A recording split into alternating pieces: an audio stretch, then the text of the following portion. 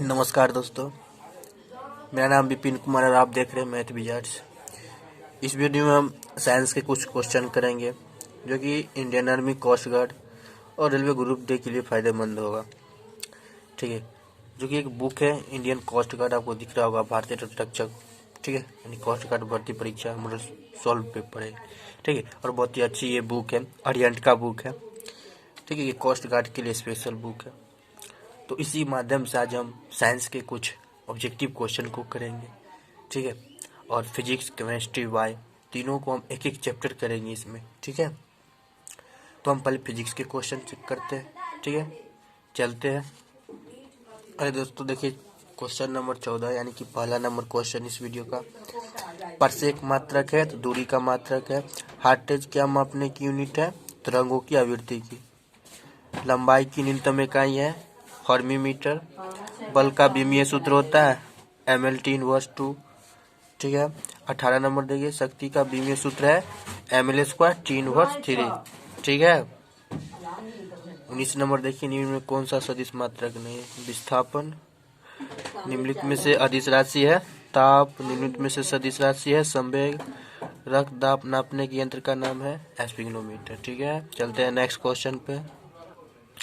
देखिए, दूध के घनत्व को किसके द्वारा मापा जाता है? तो लैक्टोमीटर से मापते हैं। बहुत ही अच्छा क्वेश्चन है, आप जरूर इस वीडियो को देख लीजिए और पढ़ लीजिए। ठीक है, याद कर लीजिए, सभी एग्जाम के लिए इम्पोर्टेंट क्वेश्चन है। चलते हैं नेक्स्ट क्वेश्चन पे।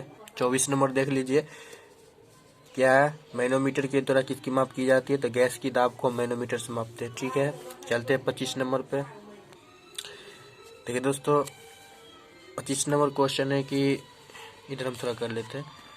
निम्न तापमान किसके द्वारा मापा जाता है? तो एल्कोहल थर्मामीटर। ठीक है, डबसन इकाई का प्रयोग किया जाता है तो जौनप्रद की मोटाई मापने में। ठीक है, ध्वनि की तीव्रता मापने वाला यंत्र है ऑडियोमीटर। ठीक है, ये देख लीजिए, क्या है?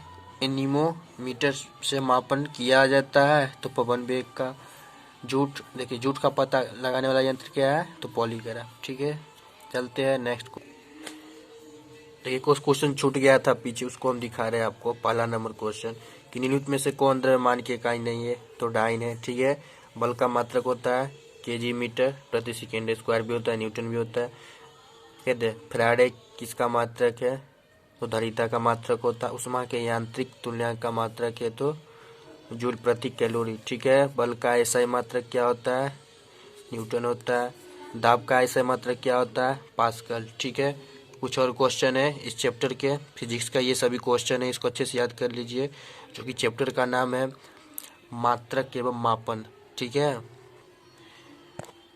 यहाँ देख लीजिए, पूरक मात्रक का उदाहरण है क्या है?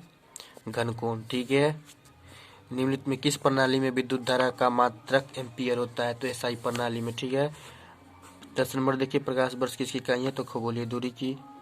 ठीक है, एक दो क्वेश्चन और इसको देख लेते हैं।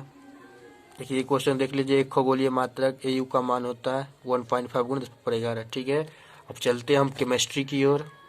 ये सभी फिजिक्स के क्वेश्चन था। ठीक है, अब हम चलते हैं केमिस्ट्री की ओर। देखिए दोस्तों, अभी जो मैंने ऑब्जेक्टिव बताया था, जो इसी चैप्टर के था, मात्रक एवं मापन। ठीक है, तो इस चैप्टर के मैंने महत्वपूर्ण 30 ऑब्जेक्टिव बता दिए। अब हम केमिस्ट्री के कुछ ऑब्जेक्टिव करते हैं।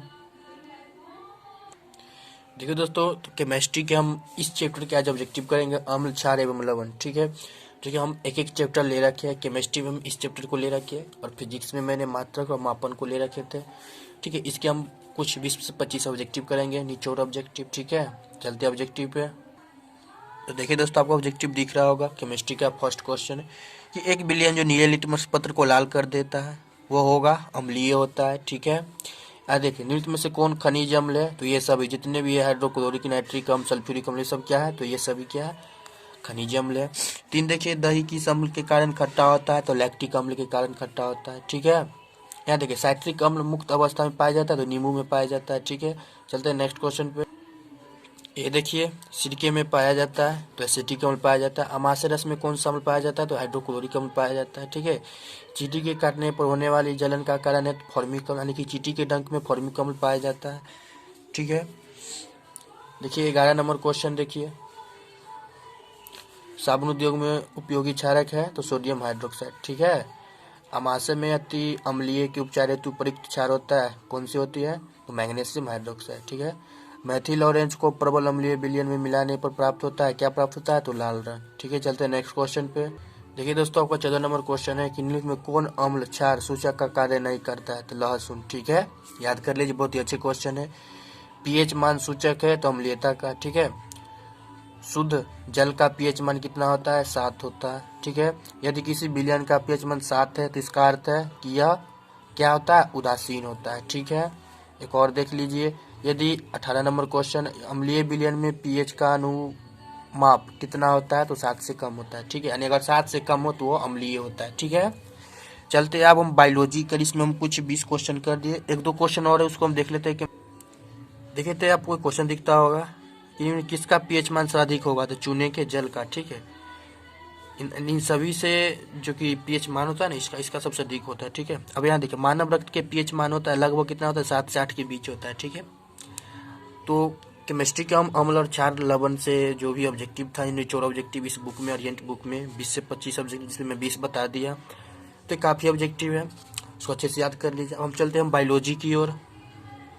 देखिए दोस्तों, तो बायोलॉजी के हम इस चैप्टर के ऑब्जेक्टिव करेंगे स्वास्थ्य एवं रोग। ठीक है। तो इस चैप्टर के जितने भी ऑब्जेक्टिव होगा इस बुक में, हम सभी ऑब्जेक्टिव को भी दिखाएंगे आप लोगों के बीच। ठीक है, तो अच्छे से याद कर लीजिएगा। तो चलते हैं ऑब्जेक्टिव पे। देखिए दोस्तों, कुछ विषाणु जनित संक्रामक रोग है जो कि इसी तरह से इसमें से एक नया ऑब्जेक्टिव आता रहता है कोई भी परीक्षा में। ठीक है। तो आप दिख रहा होगा, जैसे रोग है इन्फ्लुएंजा। ठीक है। विषाणु क्या है? तो इन्फ्लुएंजी। ठीक है। तो संक्रमण माध्य क्या है? खांसने या छींकने से। ठीक है। यानी कि आपको खांसने या छींकने से ये बीमारी हो सकती है। ठीक है। लक्षण देख लीजिए, सिर और पूरे शरीर में दर्द, सर्दी, खांसी एवं तेज ज्वर। ठीक है, यानी ज्वर मतलब बुखार। ठीक है। इसके रोकथाम के लिए ये सभी को आपको समझना होगा। देखिए क्या है, टेरामाइसिन हो गया, टेट्रासाइक्लिन हो गया, ये सब क्या है? दवाई का नाम है, मेडिसिन है। साफ सफाई रखना। ठीक है। टीकाकरण करने से ये सब आपको रोग समाप्त किया जाएगा। ठीक है। तो क्वेश्चन कैसे पूछता है? आपको यहाँ पूछेगा कि इन्फ्लुएंजा है ना, ये इसका संक्रमण क्या है? तो खांसने या छींकने या किस विषाणु के कारण होता है? तो इन्फ्लुएंजी से। ठीक है। देखिए चेचक तो बिरोला से। ठीक है। आप लोग देखिए, पोलियो क्या है? निस्यंदी विषाणु से। ठीक है। ऐसा आप स्क्रीनशॉट ले लीजिएगा, इसको अच्छे से याद कर लीजिएगा। ठीक है, हम थोड़ा इधर कर दे रहे हैं। ठीक है। उसके बाद देख लीजिए रेबीज किससे होता है? तो देख लीजिए। ठीक है। उसके बाद ये सब क्या, इसका संक्रमण है, किससे होता है? ये विषाणु, कौन सी विषाणु से होता है? तो ये संक्रमण माध्य यानी किस चीज़ से होता है? तो किसके काटने से? पागल कुत्ते भी नहीं, सबसे काटने से होता है। ठीक है। लक्षण ये है। ठीक है। देखिए छोटी माता। ठीक है, वो दिखता होगा। ठीक है। और हम थोड़ा ऊपर करते हैं। देखिए डेंगू या हड्डी तोड़ बुखार किसको कहते हैं? देखिए तो डेंगू विषाणु से होता है। ठीक है। इसका देखिए लक्षण देख लीजिए, आप दिखता होगा। ठीक है, सब पढ़ लीजिए अच्छे से। खसरा देख लीजिए किस विषाणु से होता है? रुबेला विषाणु से होता है। ठीक है। इसका संक्रमण देख लीजिए, इस लक्षण देख लीजिए, रोकथाम देख लीजिए। ठीक है, स्क्रीनशॉट ले लीजिए, अच्छे से याद कर लीजिए। ठीक है। और कुछ रोग है उसको हम दिखाते हैं। ये विषाणु जनित संक्रमण रोग था। ठीक है। और इसी चैप्टर के हम ऑब्जेक्टिव दिखाएंगे अभी, और इसमें से एक न एक ऑब्जेक्टिव आता रहता है हमेशा।